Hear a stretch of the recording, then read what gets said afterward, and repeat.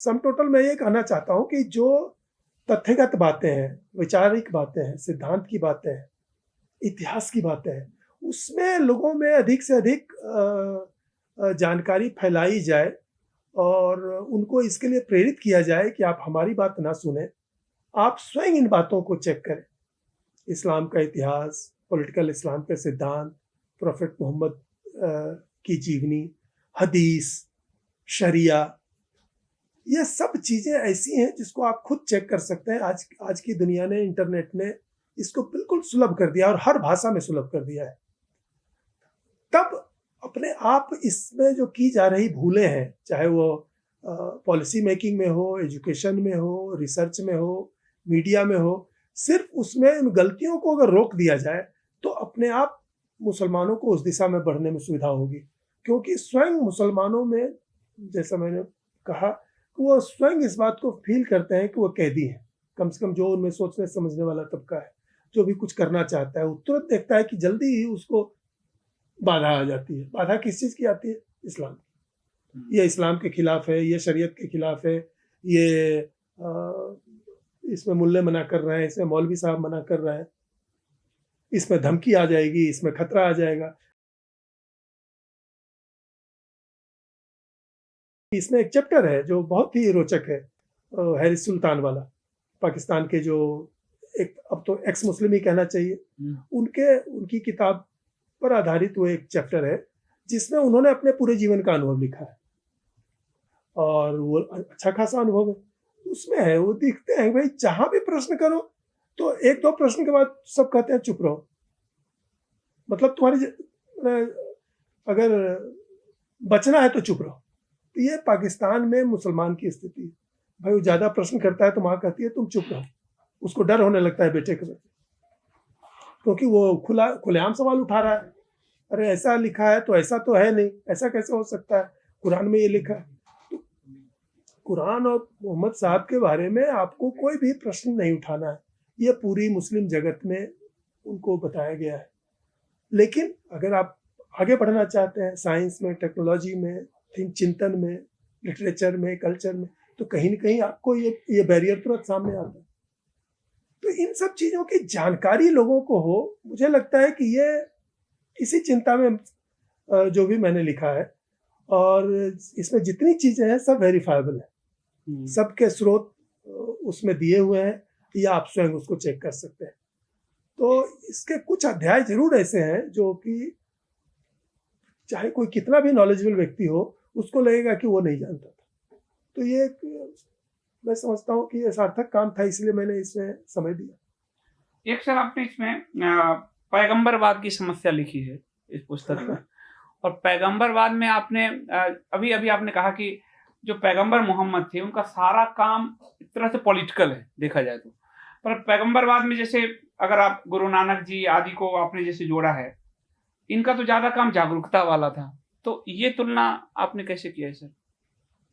नहीं, मैंने तुलना करने की कोशिश नहीं की है। मैंने ये प्रॉफिट बड़ा उनके लिए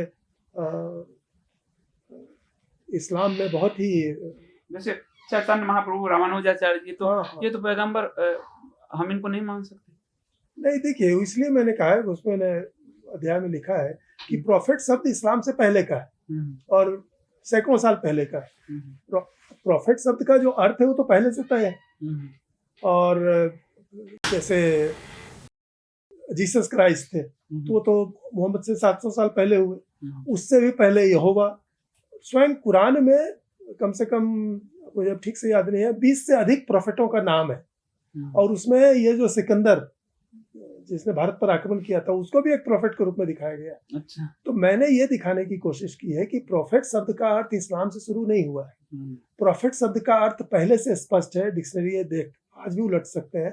प्रॉफिट शब्द का अर्थ है कि जो आध्यात्मिक बातें करता है, जो ईश्वरीय बातें करता है, जो पूरे समाज को कुछ सीख देना चाहता है, कुछ नैतिकता सिखाना चाहता है, या भविष्य की जो कल्पना करता है कि आगे ऐसा होगा, मृत्यु के बाद ऐसा होगा, इस तरह की बातें, धार्मिक बातें, नैतिक बातें करने वाले को लोग प्रॉफिट कहते थे। ये पहले से है।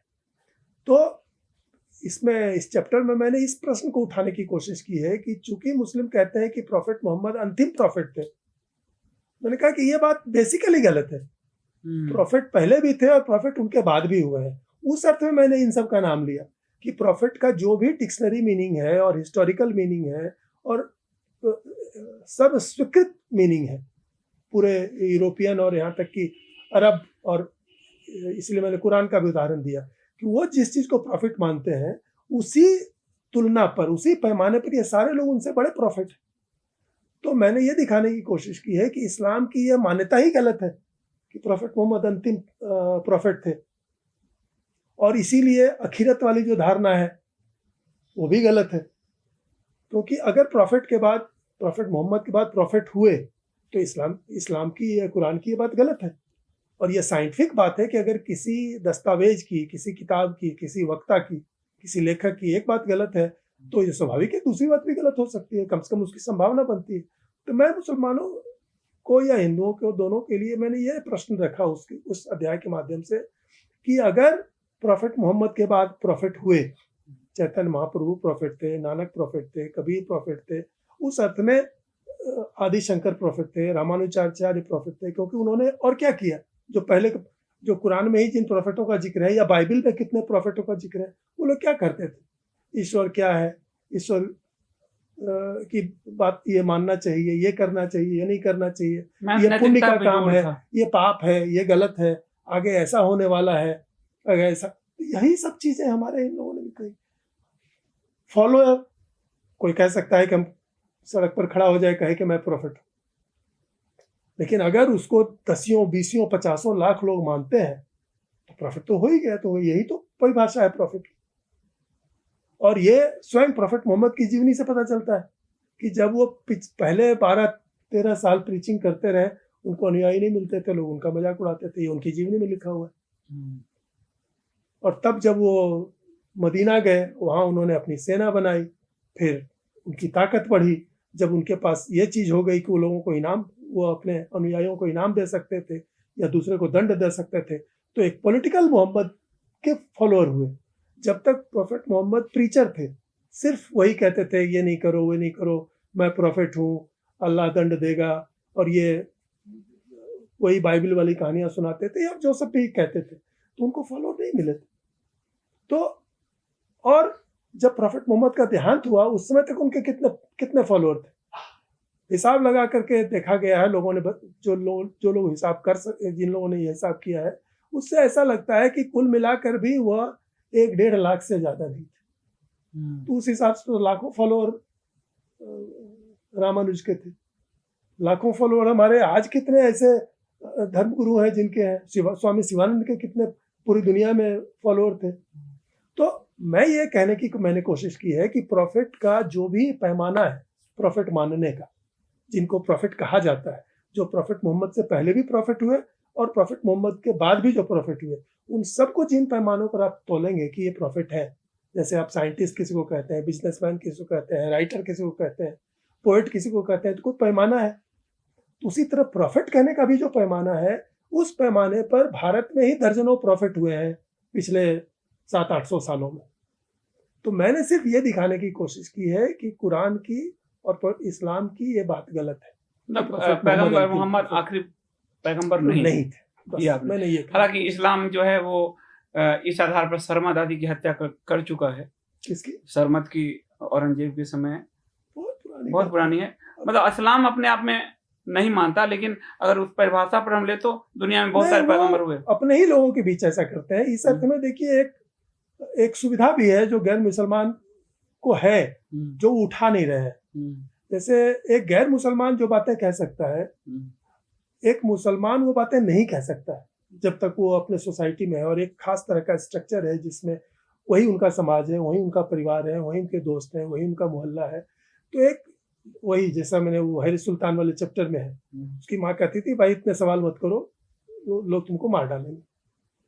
क्योंकि वो पूछता था कि प्रॉफिट मोहम्मद के बारे में ये कहानी कही गई है, ये कहानी तो कहीं नहीं मिलती है, तो झूठी कहानी है। माँ बोलती थी चुप रहो। तो लेकिन ये लिमिटेशन गैर मुसलमानों पर नहीं है। गैर मुसलमान बोल सकते हैं, जैसे हम हिंदू बोल सकता है कि भाई नहीं हमारे प्रॉफिट है, स्वामी शिवानंद हमारे प्रॉफिट थे, रामानुजाचार्य हमारे प्रॉफिट थे, तुलसीदास हमारे प्रॉफिट थे, और कुछ लोगों ने तो घोषित भी किया सर, राम जैसे राम और मैसेंजर ऑफ गॉड कहा खुद को राम कह रहमादी सकते ने। हैं, हाँ, तो कई बहुत लोग कहा कर रहे है। हैं, बहुत लोग कर रहे हैं। हम्म, तो मेरा उसमें सिर्फ एक ही बिंदु है, और मैं इसी पर ध्यान दिलाना चाह रहा हूँ कि कुरान में या इस्लामी सिद्धांत में असंख्य गलत बातें हैं। मैंने एक उदाहरण के तौर पर दिया है कि इसको तो आप खुद चेक कर सकते हैं कि प्रॉफिटवाद गलत, ये प्रॉफिट, उनका प्रॉफिट मोहम्मद को अंतिम प्रॉफिट मानना गलत है। आपको झक मार के मानना पड़ेगा कि वो बात गलत है। तो मुसलमानों को इस पर चुप कर सकते हैं, लेकिन गैर मुसलमान तो बोल ही सकते हैं। रशिया में कितने हुए, ये कौन था, चंगेज खान, वो भी मंगोल। हाँ, वो भी ठीक उसी तरह का कैरेक्टर है। वो बड़ा आध्यात्मिक और रहस्यवादी व्यक्ति था। तो आप उसकी जीवनी पढ़िए तो कंप्लीट प्रॉफिट की श्रेणी में आता है। यहाँ तक कि वॉरियर में भी प्रॉफिट मोहम्मद ने जितनी जमीन जीती थी उससे 10 गुना जमीन उसने जीती। उतने बड़े क्षेत्र पर उसने अधिकार किया, और तो प्रॉफिट मोहम्मद के बाद का है।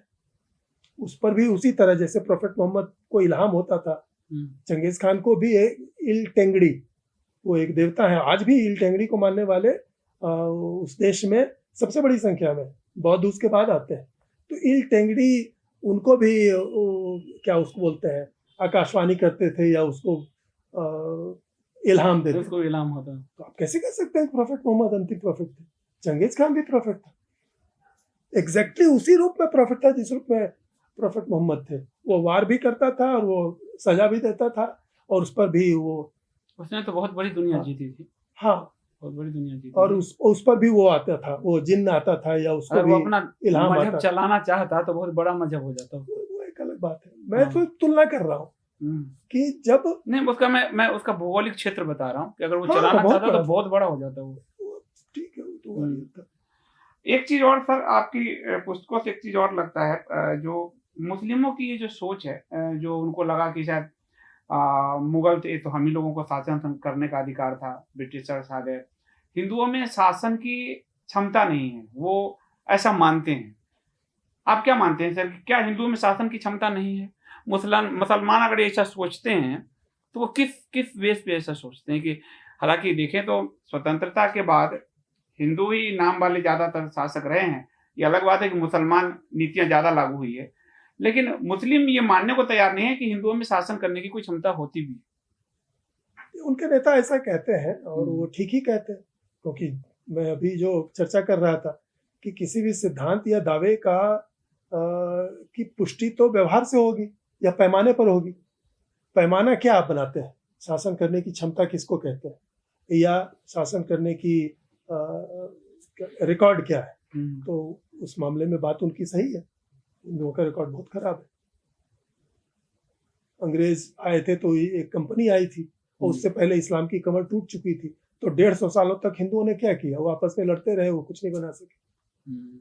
तो एक कंपनी ने धीरे धीरे, वो भी एक तरह से कहा जाए कि उसकी कोई योजना नहीं थी, वो धीरे धीरे हमारी ही आपसी लड़ाई और उसका सहयोग, क्योंकि उनके पास मॉडर्न टेक्नोलॉजी थी, उनके पास डिसिप्लिन्ड बहुत सी चीज़ें थी, एक कैरेक्टर था, उसका हमारे ही लोगों ने इस्तेमाल करना शुरू किया कि भाई हमारी मदद कर दीजिए। और कंपनी तो व्यापारिक कंपनी थी, जैसे आज होता है कोई कंपनी अगर किसी नेता को, पॉलिटिशियन को सहयोग देती है तो बदले में कुछ लेती है। तो उस तरह से शुरू हुआ कंपनी का यहाँ पॉलिटिकल, जिसको कहते हैं कदम। घुसपैठ भी नहीं कहना चाहिए, घुसपैठ उसको कहते हैं जो आ रहा है ये करने।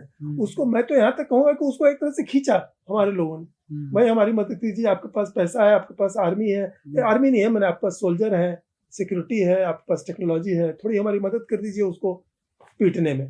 तो हमारे राजाओं की आपसी लड़ाई में धीरे धीरे कंपनी की हैसियत बढ़ती गई, उसका उपयोग बढ़ता गया, और इस तरह से धीरे धीरे उस स्थिति में आ गई कि उसी ने शासन संभाला। शॉर्ट में बात यह है कि हमने तो पिछले 1000 साल से दिखाया है। अब अल्पसंख्यक हम लोग आज भी कह रहे हैं, मुस्लिम तो सदा से अल्पसंख्यक थे। बाबर आया था तो वही भी मुट्ठी भर था। कभी भी मुस्लिम आबादी में चाहे वो नहीं थे। और यही नहीं, अकबर को अगर आप छोड़ दीजिए तो किसी भी मुस्लिम शासक का शासन भी बहुत लंबा नहीं चला। कहने के लिए कहते हैं कि ये 600 साल शासन रहा, औरंगजेब का 49 साल रहा था। हाँ, मतलब 49, हाँ, जो भी है, मतलब एक दो को छोड़ दीजिए तो सब 20 साल 10 साल वाले हैं, 30 साल वाले हैं। अधिकांश आपसी लड़ाई में ही मारे जाते हैं, षड्यंत्र में मारे जाते हैं। तो इस तरह का शासन करने वाले वो तो मुट्ठी भर ही लोग थे। तो अगर आपका जो प्रश्न है तो बाकी हिंदू क्या कर रहे हैं? हिंदू आज भी ज्ञान का दंभ भरते हैं उससे पहले का, और बहुत चीजों का दंभ भरते हैं। तो ये सारा दंभ हमारा 1000 साल का इतिहास क्या दिखाता है? और वैसे अगर आपकी इस बात का हम कहाँ रहे? आपकी इस बात का एक प्रमाण भी मिलता है कि औरंगजेब जब गया, शिवाजी महाराज की मृत्यु हुई, संभाजी वहां थे और 30 साल वो वहीं रहा। और कहते हैं उस समय ये जो लाल किला है दिल्ली का, उसपे गर्द धूल का पूरा गुबार जम गया। नॉर्थ इंडिया के शासक यदि चाहते तो मुगलिया सल्तनत पे अगर हमला करते तो औरंगजेब बहुत बुरी तरह से फंसता, लेकिन एक भी हमला दिखता नहीं है। समस्या है, हम लोग आज की स्थिति से कल्पना करते हैं एज इफ कि उस समय जिनको ये सब करना चाहिए था उनके पास यही स्थिति थी। आज हम जिस तरह से इंटरकनेक्टेड है, जिस तरह से टेक्नोलॉजी और कम्युनिकेशन, ट्रांसपोर्टेशन, सब चीजें हैं, आप इसमें बैठ करके ये सब कल्पना कर रहे हैं। उस समय वो एक गांव और मोहल्ले वाली स्थिति में सब लोग रहा करते थे। उस समय ये सोचने की क्षमता ही नहीं थी, वो उतना रिसोर्सेज नहीं था, उतनी दूर की जानकारी तक नहीं थी। नहीं, वो ऐसा कैसे सोच सकते नहीं, थे? कुछ तो किया सर, जो गोपाल जाट थे या फिर सिखों ने कुछ प्रयास तो किया, उन्होंने कुछ लोगों ने किया। वो सब प्रयास अपने लिए ही करते थे, मतलब चूंकि उनको अपने जान बचानी थी या अपना राज्य बचाना था या कम से कम उसको सुरक्षित रखना था। इससे अधिक वो कल्पना नहीं कर सकते थे। उस समय कोई जिसको आज भारत कहते हैं, वो सुनने में बहुत लोगों को बुरा लगता है, वो अंग्रेजों ने यूनाइट करके एक भारत बनाया। उससे पहले हम लोग आपस में ही लड़ते रहे हैं लंबे लंबे समय तक। आप पंजाब में और पहाड़ में जाइए, हिमाचल में, आप देखेंगे कि उनमें जो सदियों का अनुभव है वो अपने ही देश के दूसरे किसी लोगों के प्रति एक भय का और संदेह का, वो कैसे बना? वो इतिहास यही है। वो जो पहाड़ के लोग थे वो सिखों से ज्यादा डरते थे या घृणा करते थे। ऐसा बहुत जगह है, मराठों के बारे में फिर ऐसा ही है बहुत इलाकों में। तो ये जो अखिल भारतीय दृष्टिकोण से आज जो आप चर्चा कर रहे हैं, ये चर्चा करने की स्थिति 17वीं शताब्दी 18वीं शताब्दी के हिंदू राजाओं या शासकों के पास नहीं थी। उतना रिसोर्सेज उनके पास नहीं थी, उतनी क्षमता तो थी ही नहीं। वो अपना राज्य बचा सके यही उनके लिए बहुत बड़ी समस्या होती थी, और इतने साधन नहीं थे। वो जो अंग्रेजी राज के बाद जो स्ट्रक्चर बना पूरे देश में, चाहे ट्रांसपोर्ट हो, रेल हो, बिजली हो, डाक तार हो, कम्युनिकेशन हो, यह सब का सब मॉडर्न देन है और सब अंग्रेजों की देन। उससे पहले भारत, जो हम एक अर्थ में पॉजिटिव रूप में भी कहते हैं, जो था भी, वो सैकड़ों स्टेट था। कम से कम 16 जनपद वाली बात तो ऐतिहासिक रूप से प्रमाणित है। तो ये 16 जनपद आपस में क्या एकता महसूस करते थे? पॉलिटिकली तो एकता महसूस नहीं करते थे, वो अलग थे। वो स्थिति कुछ न कुछ आज भी है। और इसीलिए जब हम देखते हैं कि अगर आप तमिलनाडु की राजनीति, पंजाब की राजनीति, बंगाल की राजनीति, राजस्थान की राजनीति और तौर तरीके देखें तो आपको एक डिफरेंस दिखाई पड़ेगा। इसलिए मैं सिर्फ ये कहना चाह रहा था कि जब आप उस समय के बारे में सोचते हैं कि उनको ऐसा करना चाहिए था, वैसा करना चाहिए था, ये संभव ही नहीं था। उनकी चिंताएं कुछ और थी। ये लगभग उतना ही विचित्र होगा जैसे आप जिस तरह के क्रियाकलाप कर रहे हैं, कोई दूर 1000 मील दूर बैठा कोई कल्पना करे को आपको ऐसे करना चाहिए, वैसे करना चाहिए, और वो एज्यूम करता हो कि आपके पास क्या क्या रिसोर्सेज है। नहीं, मैंने इस आधार पर कहा सर कि कुछ शासकों ने एकजुटता लाने का प्रयास किया, भले सफलता नहीं मिली, जैसे राणा सांगा ने किया था, जरूर किया होगा उसमें। या फिर आप देखिए कि बाद में जो पेशवा हैं बाजीराव आदि, उन लोगों ने तो प्रयास किया था। तो कुछ लोगों के दिमाग में था उस समय, लेकिन जो वो 30 साल रहा है, उसी पे मैं मुगल का ही वो स्क्रिप्चर पढ़ रहा था कि पूरे लाल किला पे गर्द जमा हो गया, धूल जमा हो गया और कोई झाड़ने वाला नहीं था। स्थिति ये थी कि लोगों ने कहा था कि शहंशाह आप यहाँ आ जाइए। वो वहाँ महसूस करता था कि अरे नॉर्थ का हम आम नहीं खा पा रहे हैं, वो इस तरह से। तो ये मैंने मुगल लिटरेचर में भी पढ़ा है। पर मैं आपको आपके प्रश्न पर मैं लाता हूँ, जो आपने कहा कि मुस्लिम लीडर, और ऑन रिकॉर्ड भी बोले हुए हैं लोग, अभी भी कम से कम 2 बड़े लीडर हैं जो इस तरह के हिंट करते रहते हैं भाई इन लोगों में क्या क्षमता है, कि हिंदुओं में शासन करने की क्षमता नहीं है। तो मुझे लगता है उस प्रश्न को गंभीरता से लेना चाहिए। मैंने इतिहास का ही सिर्फ संकेत किया कि भाई हमने तो दिखाया है कि सब मुट्ठी भर के लोग आते थे और शासन करते थे, और एक नहीं सैकड़ों साल। ये तो प्रमाण है हम में क्षमता नहीं थी। हम कितनी भी कहें कि पेशवा ऐसे थे और महाराजा रंजीत सिंह वैसे थे वीर थे, आज भी हैं। लेकिन शासन करने की कला और क्षमता एक दूसरी चीज है, वो हमने दिखाया है। और कम से कम पिछले 80 साल को ही लीजिए, जो पंजाब और जो बंगाल पूरे ब्रिटिश साम्राज्य का सबसे बड़ा दो रत्न था। एक तो पूरे भारत को ही वो कहते हैं ज्वेल था, और भारत में जो सबसे बड़े दो महत्वपूर्ण क्षेत्र थे वो बंगाल और पंजाब। हमने शासन लेते ही उसको पूरी तरह अपने हाथ से तबाह किया, अपने हाथ से किया। ये पार्टीशन हमने किया है। ये बिल्कुल झूठी बात है कि अंग्रेजों ने विभाजन किया, बल्कि लॉर्ड वॉवेल को इसलिए जाना पड़ा क्योंकि वो विभाजन की बात को स्वीकार करने को तैयार नहीं था। उसने कहा कि आप लोग पहले तय कीजिए कैसे रहेंगे, हम पार्टीशन नहीं मानने वाले। लेकिन चूंकि ब्रिटेन में ये डिसीजन हो चुका था कि अब छोड़ो, अब हटो यहाँ से, तो भाई जल्दी करो। वो लोग नहीं मान रहे हैं, पार्टीशन कर दो।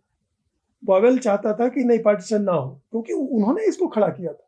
इस बात को सुनकर के लोगों को अच्छा नहीं लगता है, लेकिन ये सच है कि अंग्रेजों ने बहुत उसको क्या कहते हैं, मेहनत से, ध्यान से और लगाव से इस देश के तरह तरह के स्ट्रक्चर को खड़ा किया था। उनके पास कोई योजना नहीं थी, बल्कि अंत तक वो अड़ा था, फरवरी तक। और ये आपको भारतीय संस्मरणों में भी मिलेगा कि फरवरी 47 तक पार्टीशन की बात को लोग जोक समझते थे कि अरे ये पॉलिटिशियन लोग ऐसे ही चकमा देने के लिए करते हैं, एक दूसरे को दबाने के लिए कर रहे हैं, मुस्लिम लीग को भी ज़्यादा हिस्सा चाहिए, कांग्रेस नेहरू को हिस्सा चाहिए, और इसलिए ये सब ये हो रही है, क्या उसको बोलते हैं, सौदेबाजी हो रही है। और वो मार्च में माउंटबेटन आए वॉवेल के बाद, उन्होंने कहा भाई जैसे करना है फटाफट कर दो, तो पार्टीशन हो गया। मैं ये कहना चाह रहा हूँ कि पार्टीशन हमने किया है, भारतीय लोगों ने किया, पाकिस्तान मांग भी भारतीय लोगों ने की, उसको स्वीकार भी भारतीय लोगों ने किया। तो हमने तो ये दिखाया है कि जो सबसे समृद्ध, सबसे सुसंस्कृत, सबसे सुशिक्षित और सबसे महत्वपूर्ण दो क्षेत्र था हमारा पंजाब बंगाल, उसको हमने अपने हाथों से चौपट किया, शासन लेते ही, बल्कि शासन लेने के लिए पहले चौपट किया। नेहरू जी से बाद में पूछा गया था, हम लोग थक गए थे, चलो भाई जैसे हो। सरदार पटेल भी, बहुत सारे लोग समझते थे चलो हटाओ भाई, ये रोज झंझट करने वाले लोग हैं, पार्टीशन कर दो। और इस तरह से पार्टीशन किया कि पंजाब में असंख्य गांव ऐसे थे जिनको ये पता नहीं था कि वो भारत में जा रहे हैं कि पाकिस्तान में जा रहे हैं। तो इतनी इररिस्पॉन्सिबिलिटी कि लाखों लाख लोगों का जीवन आप बैठे बैठे कल्पना से तय कर रहे हैं कि वो उसको अपने हाथ से विदेशी घोषित कर दी, जिसको आपने पाकिस्तान मान लिया। मैं कांग्रेस और भारतीय और हिंदू नेतृत्व की बात कह रहा हूँ कि जिन्होंने अपने हाथ से कहा कि ये पाकिस्तान हो गया, तो क्या उन्होंने अपने हाथों से लाखों लाख या करोड़ों हिंदुओं को विदेशी घोषित नहीं कर दिया? तो हमने क्या प्रमाण दिया? हमें शासन करने की योग्यता है। स्वतंत्रता के बाद भी पूरा कश्मीर हिंदुओं से खाली हो गया, क्या इसका दोष भी हम दूसरे को ही देते रहे? आज भी जो बचा हुआ बंगाल है, उसके बहुत सारे इलाके स्लिप करके चले गए बांग्लादेश में। और ये KPS गिल ने लिखा है, कहा है, मेरे पास उनकी क्लिपिंग है दैनिक भास्कर की, कि भाई मैं जब वहाँ पोस्टेड था, क्योंकि वो बहुत लंबे समय उधर रहे थे नॉर्थ ईस्ट में, कहा कि मैं जब वहाँ पोस्टेड था तो मैं जिसको समझता था कि ये भारत बांग्लादेश की सीमा है, बोला आज तो वो 20 किलोमीटर अंदर आ गई बिना किसी लड़ाई। मतलब बिना किसी युद्ध के भारत की 20 किलोमीटर जमीन बांग्लादेश में चली गई। ये क्या, ये दिखाता है कि हम हिंदुओं में शासन करने की योग्यता है। कॉन्स्टिट्यूशन में कहीं नहीं था कि हिंदुओं को वो अधिकार नहीं मिलेगा जो अल्पसंख्यकों को होगा। और यहाँ तक कि बाद में सुप्रीम कोर्ट ने भी किसी जजमेंट में कहा है कि धारा वो 25 से 31 पर कोई है जजमेंट, जिसमें जज अपने जजमेंट में कहते हैं कि माइनॉरिटी राइट्स का ये मतलब नहीं है कि ये राइट्स नॉन माइनॉरिटी को नहीं है, लेकिन प्रैक्टिस में वही हो गया है कि धारा 25 से 31 का उपयोग इस रूप में किया जाता है कि इसमें जो अधिकार दिए गए हैं वो सिर्फ माइनॉरिटी के हैं, गैर माइनॉरिटी के हैं ही नहीं। पूरी दुनिया में कहीं नहीं ऐसा है कि माइनॉरिटी को वो राइट हो जो मेजॉरिटी को ना हो, ये सिर्फ भारत में है। और ये किसने किया? हमने किया। कॉन्स्टिट्यूशन तक में नहीं है, कॉन्स्टिट्यूशन का वैसा अर्थ करके वैसा बना दिया गया। तो असंख्य ऐसे उदाहरण हैं जो दिखाते हैं कि मुस्लिम नेताओं का ये जो घमंड है वो निराधार नहीं है। भाई हिंदुओं में शासन करने की क्षमता नहीं।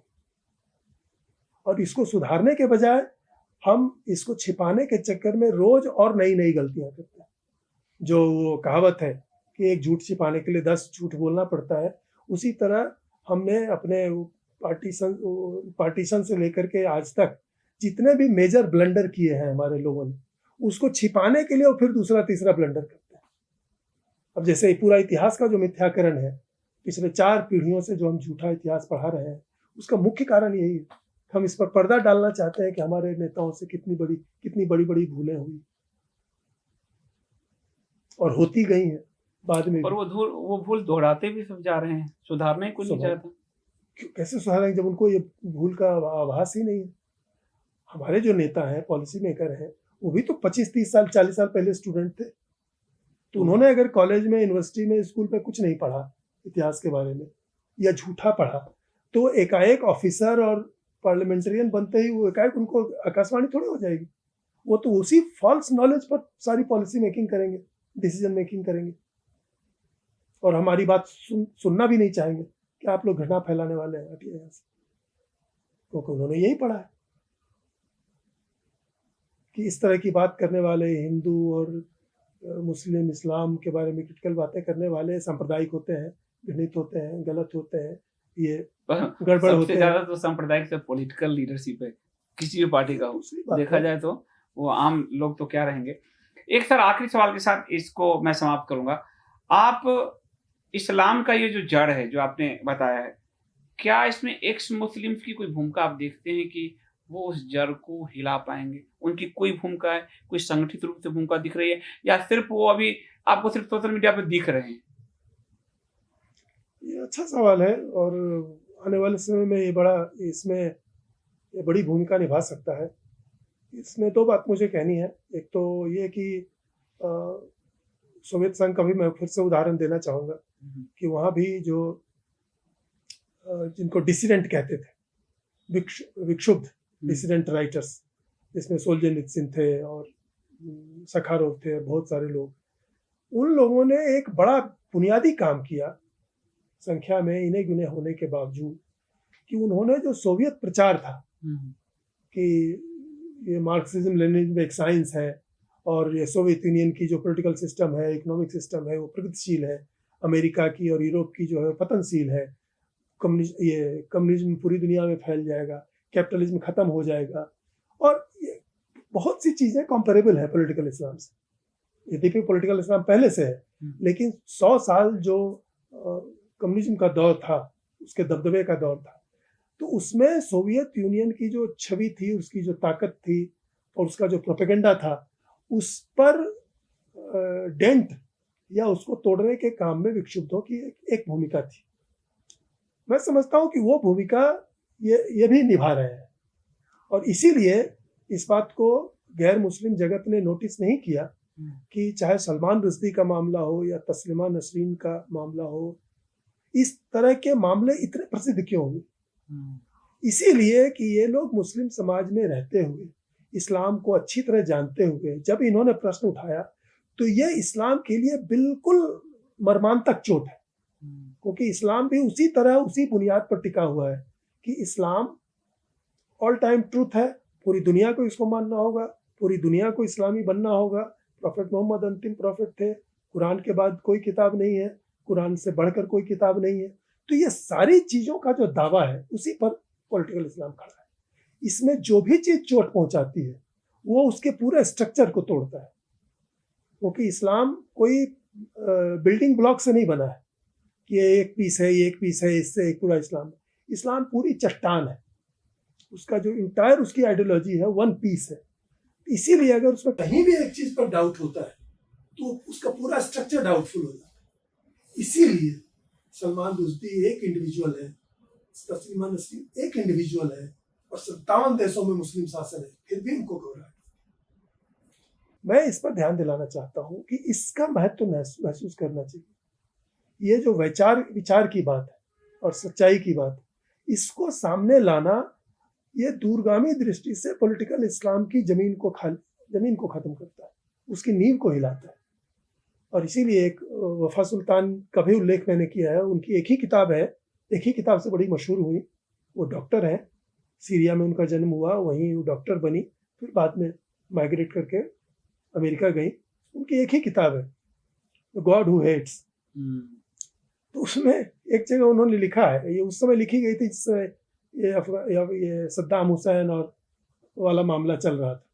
उन्होंने कहा, वो एक तरह से हंसने वाले मुद्रा में लिख रही हैं कि वे जनसंहारकारी वेपन खोजने जाते हैं, वेपन्स ऑफ मास डिस्ट्रक्शन, और उसके लिए सद्दाम हुसैन को हटाया कि भाई वो वेपन्स ऑफ मास डिस्ट्रक्शन बना रहा है, कहाँ बना रहा है, कितना भयावह है। वो हंसते हुए कहती हैं कि वो सब वेपन्स ऑफ मास डिस्ट्रक्शन नहीं है। बोला कि पूरे अरब देश में स्कूलों में क्या पढ़ाया जा रहा है, आप उन टेक्स्ट बुक्स को उठाइए बच्चों को, और उसका प्रमाणिक अनुवाद हर भाषा में कीजिए और उसको लोगों तक पहुंचाइए और खुद भी पहले पढ़िए।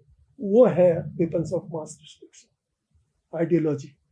तो पॉलिटिकल इस्लाम की आइडियोलॉजी जो बच्चों को बचपन से पढ़ाई जाती है, जिसके अगर मानने वाले 0.1% भी अगर हुए तो वह पूरी दुनिया को ख़त्म करने के लिए काफ़ी।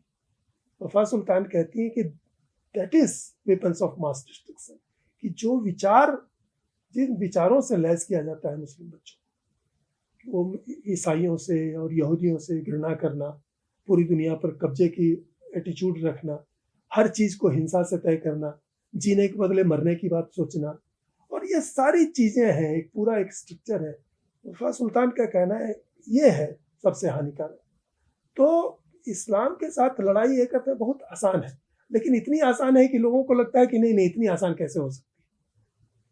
अब जैसे यही वफा सुल्तान वाला उदाहरण, इसमें क्या खर्च आएगा, सारे टेक्स्ट बुक जमा कर लीजिए, उसके लिए उसका अनुवाद कीजिए, उसका पब्लिकेशन कीजिए, अपने सारे मिनिस्टर, ये एमपी, पॉलिसी मेकर्स को कहिए कि आप इसको उलट करके देखिए।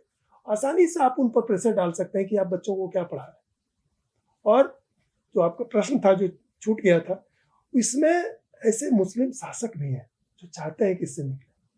मुस्लिम इंटेलेक्चुअल भी हैं, विद्यार्थी हैं, शिक्षक हैं, पत्रकार हैं, जीवन के हर क्षेत्र में ऐसे मुसलमान सारी दुनिया में हैं जो इससे निकलना चाहते हैं। लेकिन इस्लामिक स्ट्रक्चर, शरीयत और मुल्ले और मौलवी और इसका जो पूरा और ये मारने की बात, हाँ, उसमें उनकी एक सीमा है। इसमें गैर मुस्लिम उनकी काफ़ी मदद कर सकते हैं, लेकिन वही न केवल चुप रहते हैं बल्कि ठीक मुल्लों को सपोर्ट करते हैं, तो हेल्पलेस हो जाते हैं। भारत को ही देख लीजिए, तो उसी समय से कोनराड कहता है, बोला कि गांधी जी जिस समय चर्च के लोगों को महत्व दे रहे थे, बोला यूरोप में उस समय चर्च की स्थिति खराब हो रही थी, और उन्होंने बाइबल को और उसकी कथाओं को और मिशनरियों को वो सम्मान दिया जो भारत में पहले उसको कभी नहीं मिला था। कहते हैं कि गांधी जी से पहले मिशनरियों पर हिंदू लोग हंसते थे, अरे मतखप्ती लोग हैं, ऐसे ही आकर के गाली वाली देते हैं और चले जाए। गांधी जी ने उनके साथ डायलॉग करके उनको वो स्टेटस दिया कि उसके बाद खुद हमारी पूरी लीडरशिप और आज तक उनको श्रद्धा से देखती है। ये इस्लाम के साथ और भी ज़्यादा हुआ। जिस समय मुस्तफ़ा कमाल पाशा टर्की से, मतलब इस्लाम के सेंटर से इस्लाम को ख़त्म कर रहा था, उस समय हमारी लीडरशिप ने उसको इस्टेब्लिश करने के लिए पूरा आंदोलन किया और उसमें हिंदुओं को लगाया, और उसका नतीजा ऐसा हुआ कि खुद यही जिहाद में हिंदुओं को बड़ी संख्या में मारा गया, जिसको गांधी जी ने खुद एक्सेप्ट किया। यहाँ 24 में वो खुद कहते हैं कि अब मैं हिंदुओं को किस मुंह से कहूँगा, कैसे करें वैसे करें। कहने का मतलब यह है कि गांधी जी जिन्ना जैसे लोगों के बजाय वो मुल्ला जैसे लोगों को उन्होंने सपोर्ट किया, जबकि जिन्ना सेकुलर थे, जिन्ना मॉडर्न थे, जिन्ना एंटी इस्लामिक थे, कुछ भी इस्लाम उनमें नहीं था। तो वैसे व्यक्तियों को मुस्तफ़ा कमाल पाशा की तरह अगर आप इनकरेज करते, उनके साथ अलायंस करते, तो ये तभी हो सकता है, मैं फिर मूल बात पर जाऊंगा, कि ये तभी हो सकता है जबकि कोई हिंदू लीडर इस्लाम के स्ट्रक्चर को जानता हो, तब वो महसूस करेगा कि जिन्ना कितना वैल्यूबल है, किसी भी कीमत पर उसको वही लीडर रखना चाहिए, क्योंकि वो मुसलमानों को मॉडर्न बना सकता है, वो मुल्ले मौलवियों को दूर रख सकता है। और मुल्ले मौलवियों को पॉलिटिकल मंच देने का काम हिंदुओं ने किया, गांधी जी ने किया। ये उनको मुगल काल में भी नहीं था। मुस्लिम शासन में भी मुल्ले मौलवियों का एक लिमिटेड स्पेस था, उनको पॉलिटिकल स्पेस नहीं दिया गया था, पॉलिटिकल स्पेस हिंदुओं ने दिया। इसलिए आपके अंतिम प्रश्न का उत्तर मुख्यतः यही है कि चूंकि गैर मुस्लिम स्वयं इसके बारे में गफलत में रहते हैं, इसलिए मुस्लिमों में भी जो सुधारवादी हैं या मुक्ति चाहने वाले हैं, उनको मदद नहीं कर पाते, और वो ले दे करके वो किसी मौलाना और इसी के आसपास घूमते रहते हैं, उन्हीं को सम्मान देते हैं। अभी हाल में भी दिया गया, राष्ट्रीय सम्मान दे रहे हैं। तो एक तरह से मुसलमान उनकी दिशा में जाएं, हम वैसा कर देते हैं, न कि वो तस्लीमा या रुश्दी या इस जिन्ना उस जमाने के जब तक जिन्ना कांग्रेस में थे, जब तक जिन्ना मुस्लिम लीग के लीडर नहीं, ये विलायत से उनको पकड़ के नहीं लाया गया था कि आप चलिए हमारे नेतृत्व संभालिए, उससे पहले तक जो जिन्ना थे, उस समय जो उनका जो मूल्य था वो हमने नहीं समझा। वही हम आज भी जो एक्स मुस्लिम है उसका मूल्य नहीं समझ रहे हैं। उनमें जो इंटेलिजेंट लोग हैं, साहसी लोग हैं, आर्टिकुलेट लोग हैं, नॉलेजफुल लोग हैं, उनको मंच देना चाहिए था, उनको प्रचार का मौका देना चाहिए था, उनको सम्मान दिया जाना चाहिए था, ताकि मुस्लिम उनकी ओर अट्रैक्ट हो। क्योंकि देखिए, ये मुस्लिम हो या हिंदू हो, वीर लोग, हीरो लोग, आगे बढ़े हुए लोग, सफल लोग, उसके प्रति आकर्षण होता है। तो जो मुस्लिम में ऐसे लोग निकलते हैं, उनको सम्मान देने के बजाय यूरोपियन, अमेरिकन, इंडियन लीडर्स या पॉलिसी मेकर्स उल्टे उनको हतोत्साहित करते हैं, नहीं उनको वीज़ा नहीं देंगे, उनको रहने नहीं देंगे। तो उससे मुल्लों की ही पकड़ मजबूत होती है। इसलिए एक्स मुस्लिम बड़ी भूमिका तो निभा सकते हैं और निभाएंगे, लेकिन ये उन पर ज़्यादा निर्भर करता है जो नॉन मुस्लिम। तो ये थे हमारे साथ शंकर शरण जी, और हमने काफ़ी खुलकर बातें की है। और ये जो पुस्तक है, दो राहें पर मुसलमान और हिंदू चिंता, हिंदुओं के लिए ज़्यादा चिंताजनक स्थिति है, क्योंकि हिंदू ही इस तरह की कट्टरता को, हिंदू लीडरशिप जो है इस तरह की कट्टरता को आगे प्रश्रय दे रहे हैं, और इन्होंने कई उदाहरणों से इसको समझाया। हिंदुओं को ये समझना बड़ा आवश्यक है कि पॉलिटिकल इस्लाम क्या है। पॉलिटिकल इस्लाम की जब तक समझ नहीं होगी, हिंदू उसको, इस्लाम को एक अल्पसंख्यक के रूप में, एक धार्मिक जो है एक धार्मिक समूह के रूप में उसको मान्यता देता रहेगा, और वो धीरे धीरे इतना विकराल होता जा रहा है कि एक पाकिस्तान, एक बांग्लादेश के बाद भी उनकी भूख नहीं मिटी है। और मुसलमानों को भी ये सोचने के लिए बाध्य करता है कि वो किस कैद में फंसे हुए हैं, एक ऐसे ट्रैप में, एक ऐसे कैद में फंसे हैं कि जहां वो एक सीमा के बाद उनकी पूरी स्वतंत्रता खत्म हो जाती है, और वो सोच नहीं पाते, वो ढंग से विचार नहीं कर पाते, अपने बारे में भी विचार नहीं कर पाते, क्योंकि उनका जो लाइफ है वो इस्लाम संचालित करता है। तो ये दोनों ही समुदाय के लिए एक बेहतरीन पुस्तक है, और दोनों समुदाय के जो लीडर्स हैं, खासकर वो पॉलिटिकल लीडर हैं या धार्मिक लीडर हैं, बड़े कथावाचक भी अगर इसको पढ़ें, मैसेज को अगर दूर तक ले जाएं, लोगों तक पहुंचाएं, तो बहुत बड़ी भूमिका हो सकती है। नाच गाना से ज़्यादा ये बड़ी भूमिका निभा सकता है। तो इन लोगों को ये पुस्तक, ऐसी पुस्तकों को पढ़ना चाहिए, क्योंकि समस्या बहुत गहरी हो चुकी है। समस्या एक तरह से कहिए कि वो दीमक की तरह भारत को चाट रही है।